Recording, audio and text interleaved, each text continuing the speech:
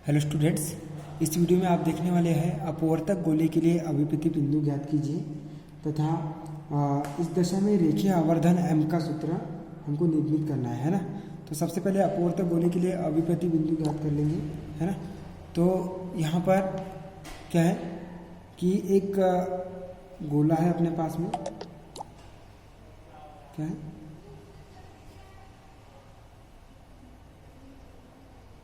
एक गोला है ना, जिसका वक्रता केंद्र कितना है, C है ना। यहाँ से अपन एक क्या करेंगे, भुजा डाल देंगे जिसको अपन क्या बोलते हैं, व्यास बोलते हैं, है ना। ये वक्रता केंद्र कितना है, C है। अब इस बिंदु से कितनी दूरी पर, r/μ दूरी पर, इधर, है ना। कोई बिंदु क्या है, O स्थित है, कितनी दूरी पर है, यहाँ से यहाँ तक के r/μ दूरी पर, ठीक है। इसकी वक्रता त्रिज्या कितनी है, यहाँ से यहाँ तक के r है, कितनी है, r, ठीक है। अब यहाँ वक्रता केंद्र C से जाने वाला जो अभिलंब है वो ये जाएगा, ठीक है। यहाँ से जो आपतित किरण है, ये आपतित किरण यहाँ इसके लिए कितनी हो जाएंगी, इतने आपतन कोण से जाएगा, कितने आपतन कोण से, आय आपतन कोण से, है ना। तो इसको जाना चाहिए कौन से डायरेक्शन में, इस डायरेक्शन में जाएगा, लेकिन ये सघन माध्यम से, किससे, गोला एक सघन माध्यम से, ये विरल माध्यम में जब जाएगा तब ये अपने अभिलंब से क्या हो जाएगा, दूर हट जाएगा। तो अभिलंब से ये इधर दूर हट गया, ठीक है, ये दूर हटा। तो कितने कोण से दूर हटा, ये r कोण से दूर हटा, ठीक है। अब इसको यदि अपन पीछे लेकर जाएंगे, है ना, इस एक डायरेक्शन को पीछे लेकर जाएंगे और इसको यदि हम पीछे लेकर आएंगे तो इसका प्रतिबिंब कहाँ बनेगा, यहाँ बनेगा, है ना, O' बनेगा, ठीक है ना। अब इसकी दूरी ज्ञात करना है कि कितनी दूरी पर बनेगा, यहाँ से यहाँ तक की दूरी कितनी होगी इसकी, है ना, वो ज्ञात करना है। तो ये हो गया आई एंगल, है ना। जब ये वाला एंगल कौन सा, ये D मान लो, ये B, है ना, यहाँ से O ये आपतित तरंग है, OB जो है अपवर्तित तरंग है, उसको पीछे लेकर आ गए तो इधर आ जाएगा, है ना। ये अपवर्तन कोण है, ये आपतन कोण है, ये वाला जो कोण है वो इस कोण के बराबर होगा। इसको अपन क्या ले लेंगे, R एंगल ले लेंगे। कितना एंगल ले लेंगे, R एंगल ले लिया, ठीक है। अब आपतन कोण के द्वारा जो या वस्तु द्वारा बनाया गया कोण कितना है, अल्फा है, और प्रतिबिंब द्वारा बनाया गया कोण कितना है, बीटा है। तो यहाँ ले लेंगे अपन, ठीक है। तो ये क्या होगी, चित्र की संरचना होगी, क्लियर है ना। अब यहाँ से हम क्या करने वाले हैं कि सबसे पहले चित्रानुसार क्या दिया हुआ है, चित्रानुसार कैपिटल R वक्रता त्रिज्या का एक अपवर्तक गोला है, अपवर्तक गोला है ना, जिसके प्रकाशिक केंद्र C से कितनी दूरी पर, r/μ दूरी पर एक बिंदु वस्तु, एक बिंदु क्या है, वस्तु O पर रखी है, देखिए, जिसका आभासी प्रतिबिंब काम बनता है O' पर बनता है, O' पर बनता है ना।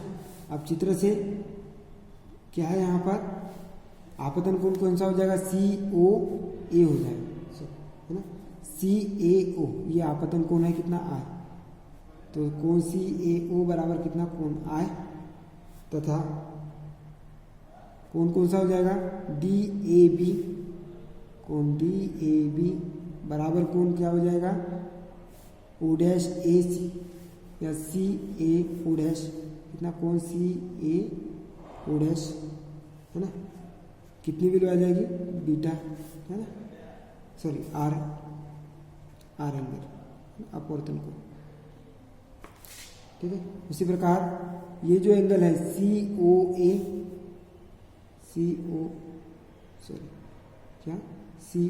बराबर कितना, एंगल अल्फा वस्तु के द्वारा बनाया गया कोण तथा प्रतिबिंब के द्वारा बनाया गया कोण कितना हो जाएगा सी ओ डैश ए, कोण C O dash A equal to कितना हो जाएगा, कोण बीटा हो जाएगा, है ना। अब क्या लेंगे, समकोण त्रिभुज। समकोण त्रिभुज किसमें लेंगे, सी ओ ए में, है ना। सी ओ ए में यहाँ पर कोण कितना है, साइन अल्फा है, मतलब ये कोण और ये कोण, है ना। इन दोनों का अनुपात जो है उनकी दोनों के मतलब दोनों कोणों का अनुपात जो है दोनों कोणों की क्या हो जाएगी, भुजा के अनुपात के क्या होगा, बराबर होगा। तो कोण अल्फा मतलब साइन अल्फा अपॉन में कितना, साइन अल्फा अपॉन में कितना, साइन आई, ये क्या हो जाएगा सी ए, है ना, अपॉन में क्या हो जाएगा ओ सी, इसके बराबर। मतलब दोनों कोणों का अनुपात दोनों कोणों के साइनों का अनुपात जो होगा, है ना, साइन अल्फा अपॉन में कितना, साइन आई इक्वल टू क्या हो जाएगा, सी ओ अपॉन में कितना हो जाएगा, ओ सी। दोनों की भुजाओं के अनुपात क्या होगा, बराबर होगा, है ना। तो अब यहाँ पर सी ए की वैल्यू कितनी है, ये त्रिज्या के बराबर है, आर के बराबर है, ठीक है। तो यहाँ पर क्या लिखेंगे, साइन अल्फा अपॉन में कितना, साइन आई इक्वल टू सी ए की वैल्यू है कितनी, आर के बराबर है, तो यहाँ लिखेंगे आर, और ओ सी की वैल्यू कितनी है, आर अपॉन में न्यू है, ठीक है। तो आर से आर कैंसिल, 1 अपॉन में न्यू ये जो ऊपर जाएगा, तो क्या हो जाएगा साइन अल्फा अपॉन में साइन आई इक्वल टू कितना हो जाएगा, न्यू हो जाएगा। इसको समीकरण नंबर कितना दे देंगे, 1 दे देंगे, ठीक है। अब क्या करेंगे, स्नेल के नियम से, इसके नियम से, स्नेल के नियम से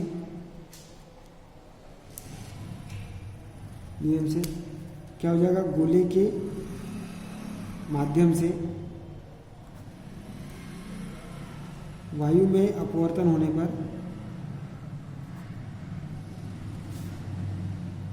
गोले के माध्यम से, मतलब यहाँ से गोले के माध्यम से वायु में यदि अपवर्तन होता है तो इसका अपवर्तनांक कितना है, न्यू है, सघन माध्यम का या गोले का, और बाहर वाले का क्या हो जाएगा, 1 अपॉन में न्यू हो जाएगा।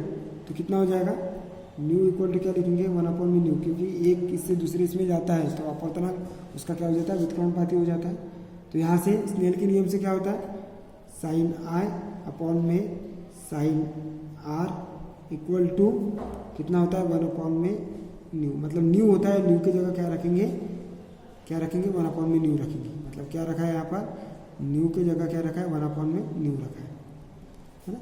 स्नेल का नियम क्या होता है, साइन आई अपॉन में साइन आर, अपवर्तन कोण की जा, अपवर्तन कोण की जा और अपवर्तन कोण की जा के अनुपात का मान कितना होता है, उस माध्यम का अपवर्तनांक होता है न्यू, और इस न्यू की जगह क्या रखा है, 1 अपॉन में न्यू रखा है, तो ये इतना हो जाएगा, ठीक है। तो यहाँ से न्यू बराबर कितना हो जाएगा, साइन आई अपॉन में कितना, साइन आर हो जाएगा, है ना। या इसको अपन कैसे लिखेंगे, सॉरी, न्यू बराबर कितना हो जाएगा, साइन आर अपॉन में कितना, साइन आई, इसको उल्टा कर देंगे, साइन आर अपॉन में कितना, साइन आई बराबर कितना हो जाएगा, न्यू। तो यहाँ पर क्या लिखेंगे, साइन आर अपॉन में साइन आई बराबर कितना, न्यू। अब ये समीकरण नंबर हमारा क्या हो गया, 2 हो गया। अब समीकरण 1 और 2 की तुलना करो, तो समीकरण 1 और 2 की तुलना करेंगे तो क्या हो जाएगा, इसमें भी न्यू है, इसमें भी क्या है, न्यू है, तो क्या हो जाएगा, साइन अल्फा अपॉन में साइन आई बराबर कितना हो जाएगा, साइन आर अपॉन में साइन आई। तो क्या हो जाएगा, क्या लिखेंगे अपन यहाँ, साइन कितना अल्फा अपॉन में sine i equal to sine कितना आर अपॉन में कितना, साइन आई, ये लिखा है दोनों, इससे देख सकते हो आप यहाँ पर, ये साइन अल्फा अपॉन में कितना, साइन आई, यहाँ लिखा साइन अल्फा अपॉन में साइन आई बटे में कितना हो जाएगा, साइन आर अपॉन में कितना, sine i, sine r upon में साइन आई, दोनों का क्या है, न्यू बराबर है ना। तो वैल्यू क्या हो जाएगी फिर, यहाँ से साइन आई कैंसिल, है ना, क्योंकि अपॉन में जाएगा, इससे कैंसिल हो जाएगा, तो क्या हो जाएगा, sine alpha equal to sine r, है ना। तो अल्फा इक्वल टू क्या हो जाएगा, आर। ओके, तो ये वैल्यू निकल कर आ गई हमारी कितना, अल्फा इक्वल टू कितना, आर। इसको समीकरण नंबर कर दो कितना, 3 कर दो इसको, है ना। अब यहाँ से क्या हो जाएगा, समकोण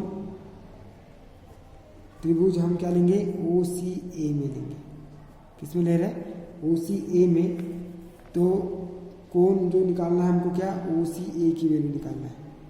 देखो कोण कौन सा ले रहे हैं, त्रिभुज कौन सा ले रहे हैं, समकोण त्रिभुज ओ सी ए में ले रहे हैं, और कोण क्या निकालना है, ओ सी ए की वैल्यू निकालना है ना। तो क्या हो जाएगा, देखो समकोण त्रिभुज किस में ले रहे हैं, ओ सी ए में ले रहे हैं, और ये वैल्यू निकालना है। तो ये वैल्यू क्या है, ये अंतःकोण है, और अंतःकोण क्या होता है, बाहरी कोण के पाई माइनस कितना होता है, बाहरी कोण के बराबर होता है। तो यहाँ पर ये जो कोण है वो वैल्यू क्या आ जाएगी, ये आर प्लस कितना आ जाएगा, आई आ जाएगा ये वाली कोण। लेकिन इसकी जगह निकालेंगे तो पाई माइनस कितना हो जाएगा, अल्फा प्लस आई हो जाएगा। कितना हो जाएगा, पाई माइनस अल्फा प्लस आई। ठीक है, तो वैल्यू कितनी निकल कर आएगी, मतलब समझ लो, ये अल्फा प्लस आई, ये बाहरी कोण हो जाएगा कितना, अल्फा प्लस आई। यहाँ पर लिखेंगे अपन, क्या लिखेंगे, ये अल्फा कोण है, ये आई कोण है। ठीक है, तो अल्फा प्लस आई, ये दो अंदर के कोण, ये बाहरी कोण के क्या होगा, बराबर होगा। अब इस एंगल की वैल्यू निकालना है, तो ये पाई माइनस कितना हो जाएगा, अल्फा प्लस आई हो जाएगा, है ना। तो यहाँ पर क्या लिखेंगे, पाई माइनस अल्फा प्लस आई। क्या लिखेंगे, पाई माइनस अल्फा प्लस कितना, आई लिखेंगे। ठीक है, तो वैल्यू क्या आ जाएगी, इसी को और लिखेंगे अपन, तो angle O C A equal to pi minus alpha minus कितना आई, क्योंकि किसका गुना कर देंगे अपन, ये माइनस का गुना कर, तो माइनस आए प्लस, प्लस की जगह यहाँ पर भी क्या आ जाएगा, माइनस आए। ओके, ठीक है। अब यहाँ आप क्या देखेंगे, समकोण त्रिभुज किसमें देखेंगे, सी ओ डैश ए में देखेंगे। ठीक है, तो सी ओ डैश ए में किसकी वैल्यू निकालना पड़ेगा अपने को, बीटा की वैल्यू निकालना पड़ेगा, है ना। तो सी ओ डैश ए क्या वैल्यू आती है, आप देख सकते हैं कितना, सी ओ डैश ए की वैल्यू, ये कितनी है, बीटा की वैल्यू है ना। और ये बीटा की वैल्यू क्या आ जाएगी, ये इसके अपॉन में ये भी आ जाएगा, है ना। मतलब क्या आ जाएगा, पाई माइनस कितना, पाई माइनस कितना हो जाएगा, ये आर, ये अंतःकोण है ना, तो कितना हो जाएगा, आर प्लस कितना हो जाएगा, ओ सी ए के बराबर आ जाएगा, है ना। कितना, ओ सी ए के बराबर। तो यहाँ पर क्या वैल्यू आ जाएगी, यहाँ पर अपन लिखेंगे कितना, कोण सी ओ डैश ए की वैल्यू बीटा के बराबर होगी, और ये वैल्यू कितनी आ जाएंगी, पाई माइनस कितना, आर प्लस कितना आ जाएगा, कोण ओ सी ए के बराबर, है ना। मतलब ये वाला एंगल कितना है, आर है, ये वाला एंगल कितना है, पाई प्लस कितना है, अल्फा प्लस आई है। ठीक है, ये कितना है, अल्फा प्लस आई है। तो दोनों का जो योग होगा वो उसको पाई माइनस पाई में से क्या कर देना है, घटा देना है। तो ये अपना कौन सा कोण निकल कर आएगा, बीटा एंगल निकल कर आएगा, है ना। तो बीटा एंगल निकल कर आएगा, तो किस प्रकार से हो जाएगा, फिर यहाँ पर कोण ए सी ओ सी ए की वैल्यू रखना है, ये वाली वैल्यू, है ना। तो क्या हो जाएगा, angle C O dash A equal to कितना, बीटा बराबर पाई माइनस आर प्लस कितना हो जाएगा, पाई माइनस अल्फा माइनस कितना, आई। ठीक है, तो बीटा बराबर कितना हो जाएगा, पाई माइनस कितना, यहाँ पर r plus pi minus alpha minus कितना, आई। माइनस को गुना इसके साथ में कर देंगे तो क्या वैल्यू आ जाएंगी, बीटा बराबर कितना, pi minus r minus pi minus minus कितना, प्लस अल्फा माइनस माइनस कितना, प्लस आई। ठीक है, तो वैल्यू क्या हो जाएगी, सॉरी ये कितना है, पाई माइनस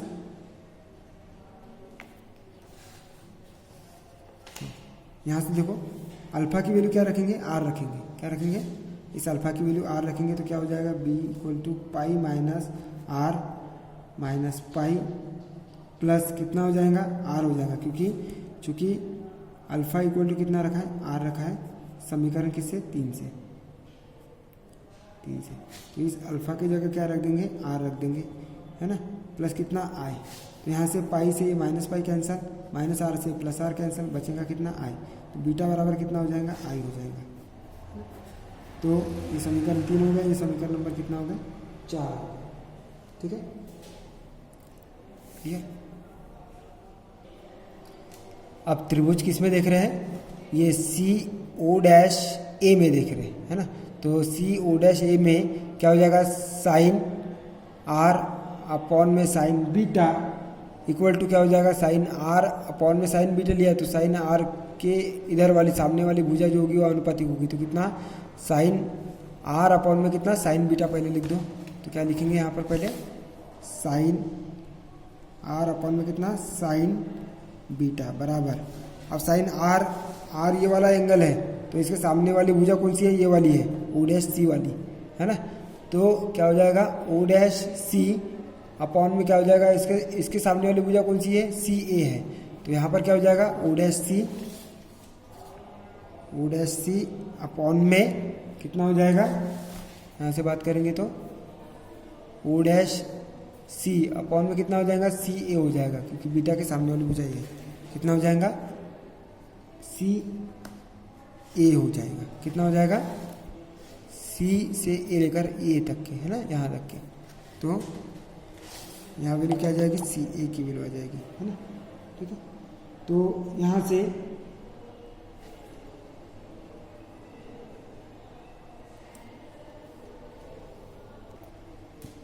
यहाँ से समीकरण किसमें, ये बीटा का मान कितना रखेंगे, आई रखेंगे। तो यहाँ बीटा का मान क्या रखेंगे, आई रखने पर क्या हो जाएगा, साइन आर अपॉन में कितना, साइन आई इक्वल टू कितना, ओ डैश सी अपॉन में कितना, सी ए। ठीक है, तो यहाँ से साइन आर अपॉन में साइन आई की वैल्यू कितनी है, ये साइन आर अपॉन में साइन आई की वैल्यू कितनी है, न्यू है ना। तो यहाँ पर क्या हो जाएगा, ये न्यू इक्वल टू कितना हो जाएगा, ओ डैश सी अपॉन में कितना, सी ए। ठीक है, तो ओ डैश सी की वैल्यू क्या हो जाएगी, सी ए इंटू कितना, न्यू, और ओ डैश सी की वैल्यू निकल कर आ जाएंगी। तो सी ए की वैल्यू कितनी है, सी ए की वैल्यू है कितनी, सी ए की वैल्यू है आर, यहाँ से यहाँ तक के ये वैल्यू कितनी है, आर है ना। तो सी ए की वैल्यू क्या रखेंगे अपन, आर रखेंगे। तो क्या हो जाएगा, आर म्यू हो जाएगा, है ना। कितना हो जाएगा, आर म्यू या म्यू आर जिसको अपन बोलेंगे, O dash C equal to कितना हो जाएगा, म्यू आर। तो यहाँ से अपन ने क्या निकाल लिया है कि यदि उस अपवर्तनांक गोले में उसके प्रकाशिक केंद्र से कितनी दूरी पर है, आर अपॉन में म्यू दूरी पर यदि कोई वस्तु रखी है तो उसका प्रतिबिंब कितना हो जाएगा, म्यू आर दूरी पर स्थित होगा। कितनी दूरी पर, म्यू आर दूरी पर स्थित होगा, है ना। उसकी वैल्यू क्या आ जाएगी, म्यू आर दूरी, है ना। तो यहाँ पर क्या लिख सकते हैं अपन, इसको समीकरण नंबर ए कर दो। तो क्या लिखेंगे, समीकरण ए से स्पष्ट है कि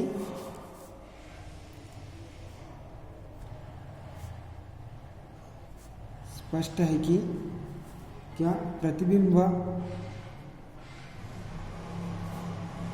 दूरी ओ डैश सी का मान आपतित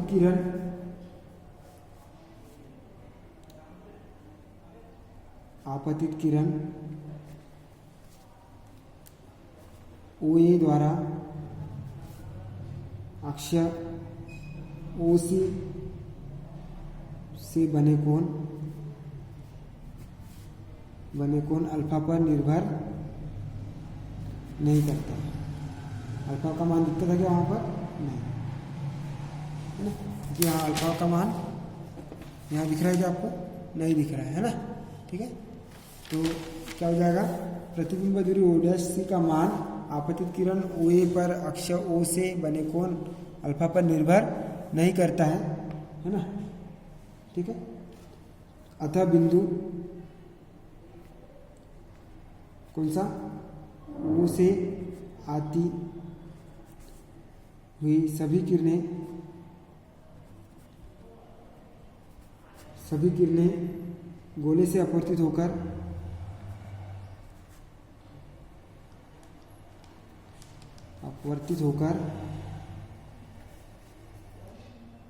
बिंदु O डैश से आती हुई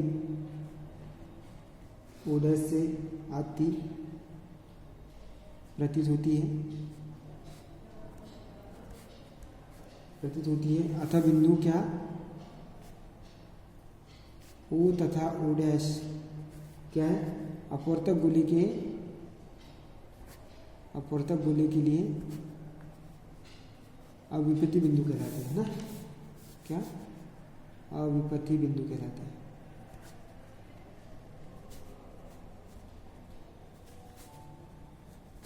ठीक है, जो अपन ने यहाँ पर देखा क्या कि इसका जो प्रतिबिंब है ना, वो यहाँ O डैश पर बनता है और O डैश के लिए ये म्यू आर का जो मान है, चाहे जितनी भी दूरी पर बने, है ना, वो मान इस पर डिपेंड कर रहा है क्या, O डैश सी का मान म्यू आर पर ही डिपेंड कर रहा है, अल्फा पर बीटा पर डिपेंड कर रहा है क्या, नहीं कर रहा है। अब यहाँ से यहाँ पर भी ले लो तो भी उसका प्रतिबिंब यहाँ पर ही आता हुआ प्रतीत होगा, यहाँ पर भी ले लो तो भी उसका प्रतिबिंब यहाँ से आता हुआ प्रतीत होगा, है ना। ठीक है, तो इसको यदि अपन प्रतिबिंब मान ले तो इसके प्रतिबिंब का वस्तु कहाँ पर होगी, यहाँ पर होगी, और यदि इसको वस्तु मान ले तो इसका प्रतिबिंब कहाँ पर बनेगा, यहाँ पर बनेगा, है ना। ठीक है, क्लियर। तो ये दो बिंदु जो है O डैश और कितना O, मतलब इसको यदि वस्तु मान ले तो इसका प्रतिबिंब यहाँ पर बनेगा, और इसको यदि वस्तु मान ले तो इसका प्रतिबिंब यहाँ पर बनेगा। तो दोनों बिंदु जो है O डैश और O, ये एक दूसरे के क्या कहलाते हैं, अविपति बिंदु कहलाते हैं। क्या कहलाएंगे, अविपति बिंदु, ये दोनों पॉइंट, है ना, O और O डैश। इसको यदि वस्तु माने तो ये प्रतिबिंब हो जाएगा, और यदि इसको वस्तु माने तो ये क्या हो जाएगा, प्रतिबिंब हो जाएगा। ठीक है, इस प्रकार से ये क्या दोनों एक दूसरे को वस्तु और प्रतिबिंब के रूप में क्या कर सकते हैं, परिभाषित कर सकते हैं। ठीक है, तो ये हो गए उसके अविपति बिंदु। अब रेखीय आवर्धन का मान निकालना। ठीक है, क्या निकालना है, रेखीय आवर्धन की वैल्यू निकालना। तो क्या हो जाएगा, रेखीय आवर्धन बराबर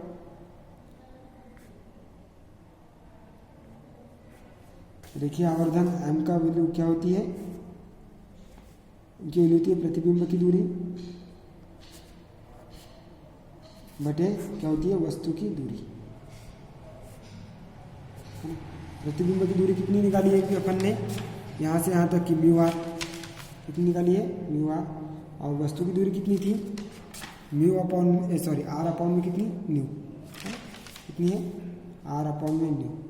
ठीक है, तो यहाँ से क्या हो जाएगा, आर से ये आर कैंसिल, ये म्यू ऊपर जाएगा तो एम इक्वल टू कितना हो जाएगा, म्यू का स्क्वायर। ये आवर्धन रेखीय आवर्धन की वैल्यू मान है। ठीक है,